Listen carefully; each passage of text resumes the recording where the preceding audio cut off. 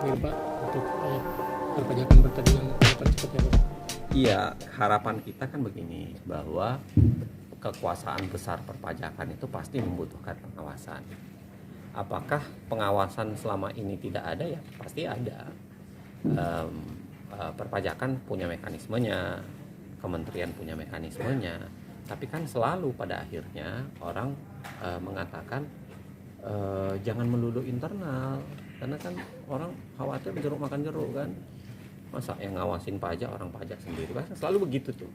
Kayak hukum klasiknya seperti itu. Maka kenapa komite pengawas perpajakan itu diciptakan dulu dan udah lama ya, undang-undang, karena itu logikanya mereka akan dipakai untuk membantu untuk melakukan pengawasan dan memperkuat sistem pengawasan yang memang sudah ada sekian lama di inspektorat dan lain sebagainya. Jadi kayak kalau istilahnya itu lini pertahanannya itu dibikin banyak gitu, berlapis-lapis.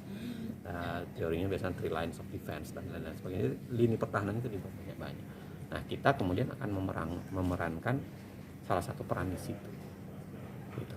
Pak, terkait kasus ART Pak, ada mungkin langkah-langkah Masukan yang hari ini juga saya mendengar itu berapa banyak sih masukan yang diterima kalau di sini sendiri? Kemarin di Jakarta itu ada hampir 90-an, di Surabaya itu juga sejumlah itu, di sini tadi sekitar 70-80. Masukannya sebagian besar sebenarnya mungkin saya lihat mungkin masih karena pemahaman ya. Misalnya sebagian teman-teman masukan itu masih tidak bisa membedakan mana pajak nasional, mana pajak daerah. Kita kan nggak ngawasin pajak daerah karena pajak daerah itu kan dipegang oleh pemerintah daerah. Kan gitu tuh. Jadi mungkin ada beberapa masukan berkaitan dengan itu, tapi ada beberapa masukan yang tetap saja menarik. Misalnya mekanisme teknis penagihan, soal pajak natur, ada beberapa yang menarik yang mungkin.